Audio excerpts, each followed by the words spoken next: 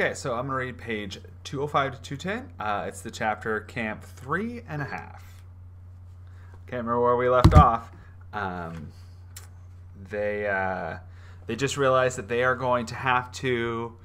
they can't stop at any of the camps until Camp 5 because Captain Sheck has sent these soldiers up who are experienced climbers. And so they're going to climb up and stop at all the camps along the way. So they're going to have to kind of take these back ways. And Sunho almost died in the last chapter. He almost fell off of the wall that they were climbing up. And Peak had to save him. And so a lot of action happening. And so they're working their way up to the top.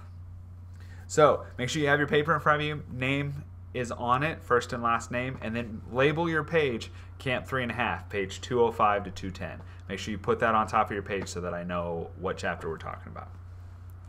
Zopa pushed us hard the next 2 days. We were out of camp before dawn, climbing with headlamps. Yogi and Yash were always long gone before we started out, and we didn't see them until we stopped at the end of the day. I had no idea where we were, but according to my altimeter watch, we were gaining altitude. Not that I needed the watch. Every breath was painful now. At the end of the day, it was all Sunho and I could do to eat a little food, drink, and then crawl into our bags. On the third morning, I was surprised to open my eyes and see sunlight coming through the blue tent fabric. I looked over at Sunho and saw that he was staring at the light too.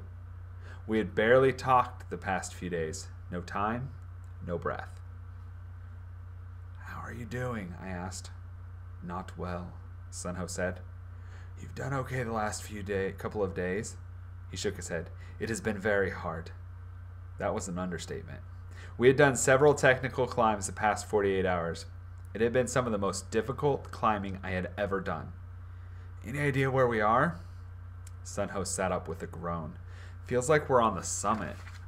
I laughed, which turned into a short but painful coughing fit. When I recovered, I said, "Maybe Zopa is going to give us a day off." "Not likely." We went through the contortions of getting dressed in our small tent, then crawled out. Light snow and freezing fog. We hadn't seen the sky in 3 days. Yogi and Yash were crouching next to the camp stove. Yogi said something that made Sunho blanch, which means like go really pale. "What?" I asked. "Zopa is sick." So I want you to pause here. The first question is, what do you think will happen?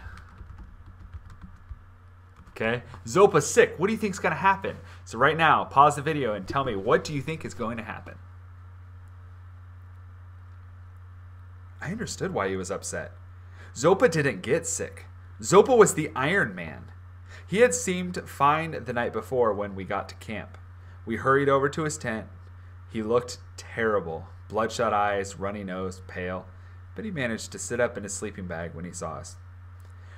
"We will go up to Camp 4 this afternoon," he said. He wasn't going anywhere in his condition. "The virus?" I asked. "I think so," he answered with a slight smile. "Or maybe it's just age." "Regardless," Sunho said, "we should go back down. We need to get you help." "We cannot go down," Zopa said. "The Chinese are waiting for us. Our only escape is up." "We have to come down eventually," I said. "But not on this side." "What are you talking about?" "Nepal is a little more than a mile away from here." I thought he was delirious or something. It would take us days to reach the Friendship Bridge into Nepal. He took out the map and pointed to the south side of the summit. "This is Nepal," he said. He pointed to the north side. "This is Tibet." He walked his fingers up the north side of Everest and then down the south side. "You mean we're not coming back down the north side into Tibet?" I asked. "When you reach the summit," he said, "you will head south into Nepal." "But we're not set up for the south side," I protested. "We don't have tents or gear or..." "Sherpas will help you," Zopa said. "Friends of mine. We have already gotten word to them. They will be waiting on the other side. Yogi and Yash will take you to the summit." "What about you?" Sunho asked. "As you can see, I am in no condition to climb. Camp 4 is as far as I will be going." "Then we'll wait until you get better," Sunho insisted. That's right, I said. I don't care if I get up to the summit by my birthday. It's not important, to me anyway. We'll set up a camp somewhere or stay right here until you get better. Zopa shook his head. We don't have enough food or supplies. Yogi and Yash can get more supplies from the other Sherpas. That is not the only obstacle, Zopa said. The weather. In 3 days, it will be good for a summit attempt. You will have to be in position. I glanced back outside. It was snowing harder and the fog had thickened. How can you know that? How does Zopa know these things? Okay, so right now, what is the plan? Okay, how are they going to, what are they going to do? So remember, they're going to go up the mountain in Tibet and down the mountain in Nepal. Okay, so they're going to climb up and over to the other side. So think about that. What does that mean with Captain Shek? Is that going to help him? And then who is going there? Okay, there's 4 people who are going to the summit right now. Okay, who are those 4 people?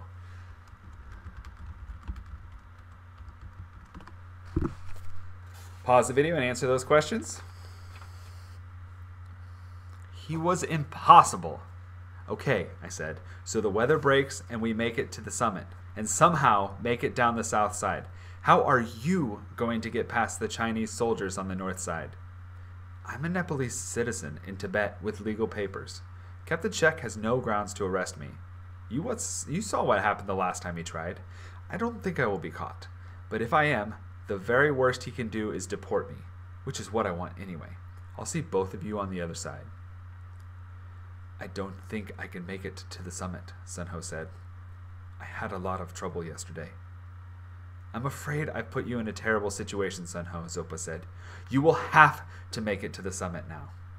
I thought about offering to stay with Zopa at Camp 4 and help him down the mountain after he got better, but this was clearly not in keeping with my mother's instructions to stay selfish. And I did want to get to the summit. The debate was resolved by Zopa. He gave me a monkish smile. I don't need your help, Peak, but Sunho will. I just stared at him, relieved I didn't have to make the decision, and stunned that he seemed to have read my mind. How? Zopa held up his hand. Sunho will not reach the summit without your help, he said. I need to rest, and so do both of you. We have a hard climb ahead of us. Okay? So, the last question I asked, who's going to the top? What's the plan? Now my question is, I want you to make a prediction. Who is going to make it to the top? Just make a prediction. Do you think all 4 of those people are going to make it to the top? Do you think Sunho, Peak, Yogi, and Yash are all 4 going to make it to the top? Do you think Yogi and Yash are going to fall off the mountain? Do you think Peak is going to push Sunho off the mountain and go to the top by himself? Do you think all 4 of them are going to make it up? Who is going to make it to the top? So pause the video, answer that question. Sunho took Zopa's advice. I tried to sleep but couldn't. I joined Yogi and Yash at the fire. Yogi pulled out an oxygen tank and mask out of his pack.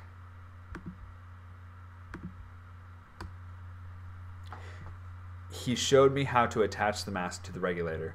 Then he held up 2 fingers, indicating I was to set the dial to 2 liters per minute. Then, using Yash as a model, he showed me how to put on the mask. When he finished, he took everything apart and had me put it all back together. It wasn't as easy as it looked. I had to pull off my outer mitts, and my fingers went numb in spite of the fact that I was still wearing gloves. This reminded me that I still had JR's little video camera in my pack. I had completely forgotten about it. I needed to start filming our trip, which should give you a little idea of how the brain functions or doesn't function at high altitudes. I managed to get the mask hooked up to the tank. Then I put the mask on and tried to adjust the straps for a tight fit over my nose and mouth. The mask was cold, uncomfortable, and a little claustrophobic. Yash had a perfect solution to the discomfort. He turned on the oxygen. In my entire life, I had never felt anything so wonderful. The O's flowed into my body like some kind of magic elixir. For the first time in weeks, I felt warm, sharp, and strong. The feeling was short-lived because Yogi turned it off almost immediately.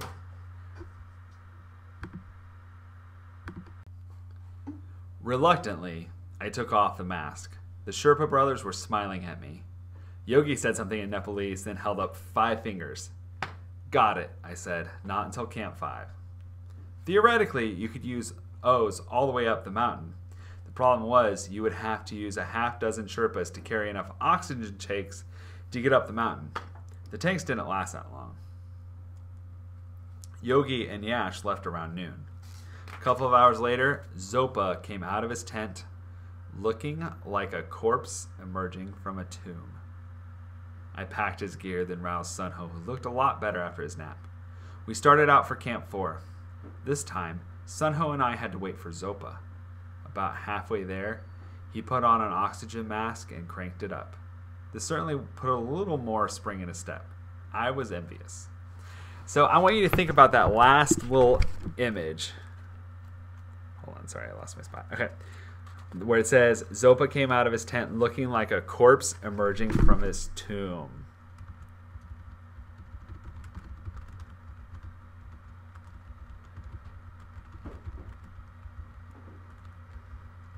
Okay. So, what do you think that means? Okay. Do you think that's a prediction of what?